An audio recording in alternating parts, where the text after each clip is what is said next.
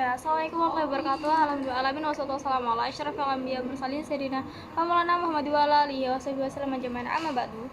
Yang saya hormati kepada Bahan Ifda dan Bida selaku pengasuh pondok pesantren Seperkam Laura Bahan Ifda, dan juga pada semua pengurus yang saya hormati juga pada kepala sekolah Miss Alfi dan Miss Yunus selaku kepala sekolah MTS Seperkam Laura Bahan Ifda dan semua dewan gurunya, dan juga tidak lupa pada keluarga saya yang saya sayangi dan saya cintai. Semoga saya selalu berada dan lindungi dan lancarkan rezekinya, amin ya rabbal alamin. Dan juga tidak lupa pada semua teman saya yang berbahagia, semoga juga saya selalu, amin ya rabbal alamin.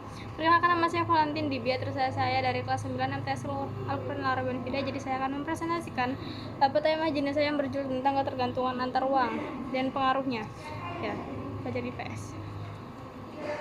Jadi yang pada jam pertama ini saya akan menjelaskan tentang perdagangan di negara dan perdagangan internasional. Jadi dari kedua perdagangan itu tuh ada perbedaannya. Jadi kalau menurut saya itu perdagangan di negara itu lebih mudah dan lebih murah. Terus kalau perdagangan internasional itu tuh lebih mahal dan juga kayaknya sedikit lebih ribet itu ya. Nah, jadi kalau contohnya itu ya, kalau misalnya perdagangan di negara itu, contoh seperti kegiatannya itu dilakukan di dalam negara, dalam wilayah negara itu. Terus juga biaya angkut itu lebih murah, dan pembeli dan penjual itu bertemu itu cenderung itu bertemu langsung. Dan kayak hukum dan perundangannya itu tuh sama ya.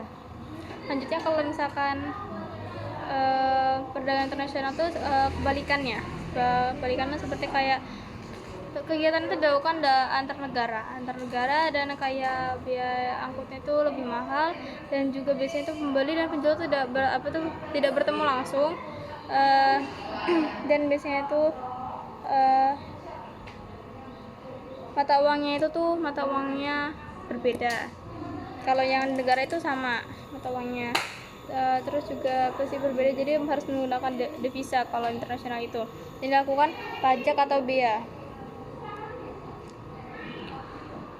dan peraturan dan hukum-hukumnya itu tuh berbeda juga sama.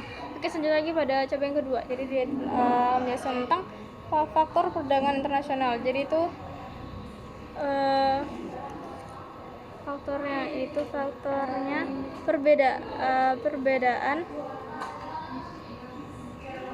sumber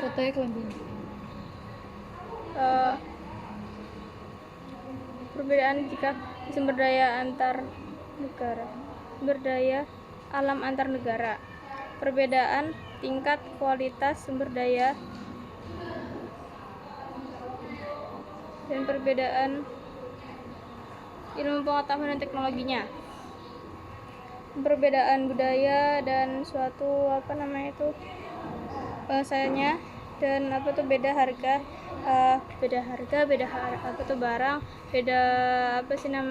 kayak selera-seleranya berbeda, dan yang berbeda upahnya juga. Selanjutnya lagi ini ada manfaat ya. Manfaat dari perdagangan internasional itu contoh itu bisa kayak memenuhi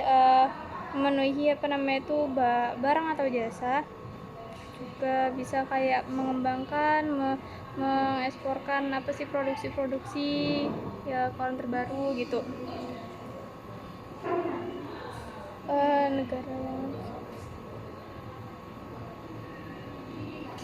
Negara yang berdagang itu dapat mendapatkan barang yang lebih murah dan mudah juga,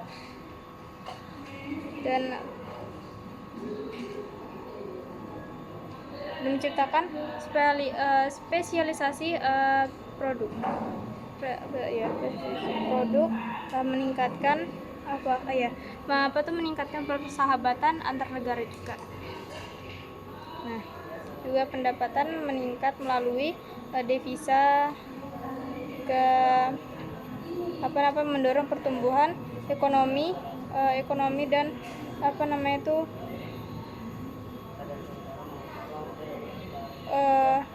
mendorong pertumbuhan ekonomi, juga apa tuh menjadi apa sih namanya lebih banyak mengeluarkan orang yang untuk bekerja dan jadinya dan bisa mengurangi pengangguran. Dan eh, pada capaian terakhir pada cabang keempat itu tentang industri kreatif. Jadi itu contohnya industri kreatif itu seperti periklanan, ada iklan, ada TV, radio, ada pencetak dan penerbit. Contoh selanjutnya lagi ada komputer, ada tari, ada selanjutnya lagi ada desain, ada lukisan, ada fashion dan lain sebagainya. Oke. Saya akhiri, semoga dapat dimengerti dan bermanfaat. Sekian dari saya. Wassalamualaikum warahmatullahi wabarakatuh.